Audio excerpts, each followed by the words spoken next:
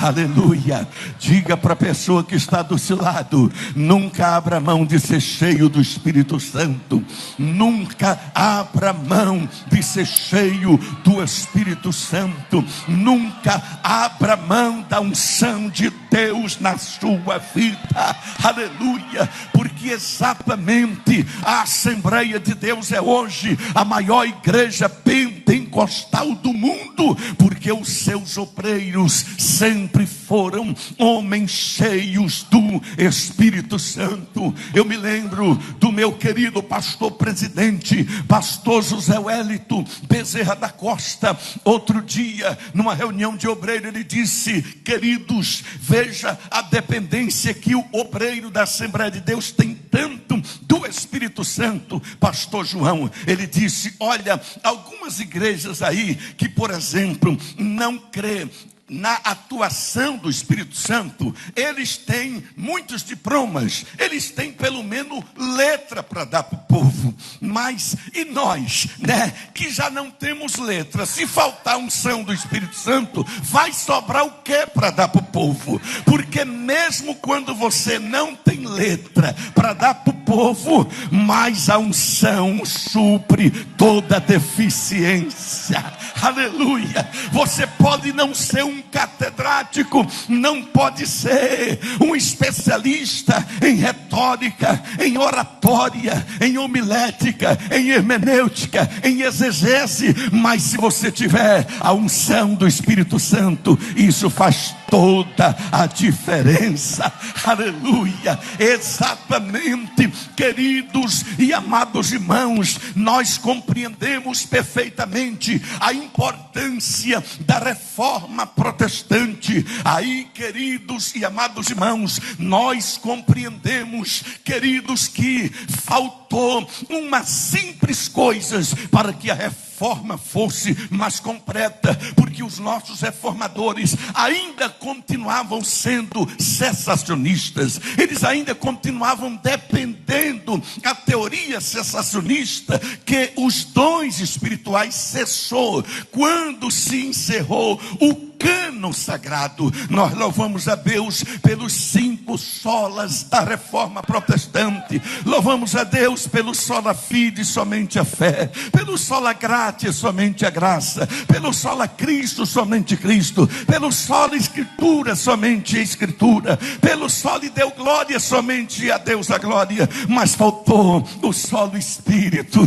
Aleluia. Deveria se acrescentar este 6º solo. Então a reforma foi apenas o começo do avivamento, porque depois Deus foi aperfeiçoando esse avivamento, Deus foi preparando esse avivamento através dos grandes avivamentos na Inglaterra, por John Wesley, por Carlos Wesley, depois os grandes despertamentos nos Estados Unidos, por Jonathan Edwards, depois os grandes avivamentos urbanos no século XIX, por Carlos Finney, por Moody, o célebre ganhador de alma. Aí depois, quando é no finalzinho do século XIX, Deus começa a levantar Charles Parham, e Charles Parham, aquele teólogo, reuniu um grupo de crentes para estudar Atos capítulo 2, vários dias ensinando Atos capítulo 2, e lá na famosa escola de Bethel, em Chicago, um dos alunos era um negro chamado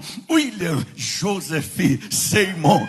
E exatamente naquela época, queridos irmãos, havia o famoso apartheid, em que branco não se sentava do lado de negro, e ele nem pôde entrar para dentro da sala, ele ficou do lado de fora, escutando as aulas. Mas quando ele estava escutando as aulas, Jesus foi lá e batizou ele com o Espírito Santo e com fogo. Aleluia. De repente, William Seymour muda de Chicago para Los Angeles, na Califórnia, e quando chega lá na rua Azusa, encontra um galpão abandonado, todo empoeirado, e começa a buscar o batismo com o Espírito Santo. Daqui a pouco Jesus começa a batizar com o Espírito Santo. De repente, aquele fogo foi se espalhando por todos os Estados Unidos, Europa, e começou pessoas vir saber o que estava acontecendo. Por um período de 1000 dias consecutivos, de 1960 1906 a 1909, Jesus batizou com o Espírito Santo. Todos os dias na Rua Azusa, quem passava por lá recebia o batismo com o Espírito Santo e saía espalhando fogo. De repente, quando em 1910, aleluia, Deus usa dois jovens, aleluia, Daniel Berg e Gunnar Vingre se encontram em um congresso em Chicago, nasce uma amizade. Aí Deus usa um vaso e diz para eles que tem uma obra com os dois em um lugar chamado Pará, aleluia, e eles nem sabiam onde ficava esse nome.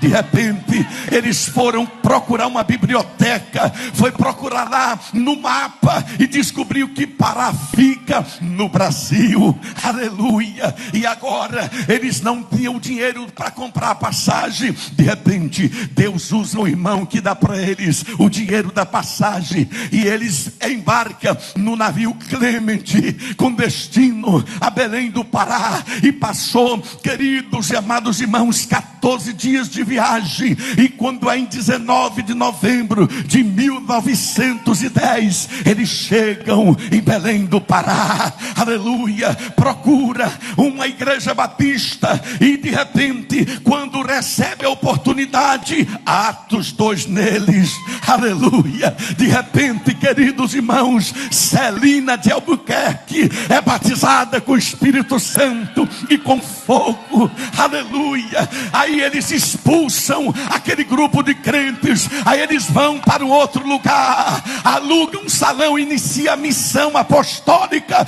Aí Jesus batiza Maria de Nazaré com o Espírito Santo e com fogo, aleluia. Bendito seja o nome de Jesus Cristo para sempre. E nasceu a Assembleia de Deus, o maior movimento pentecostal do mundo. De repente, o desejo ardente no coração de espalhar a mensagem pentecostal impulsiona Maria de Nazaré vir para o estado do Ceará visitar os seus parentes, e o pentecostalismo chega aqui em 1914 em Itapajé. Esse fogo se espalha pelos 4 cantos desse estado e ninguém mais conseguirá apagar esse fogo, aleluia. Quantos podem glorificar o nome de Jesus? Levante a sua mão e adore. Urabacalabachanda rabacalabaçubre crianda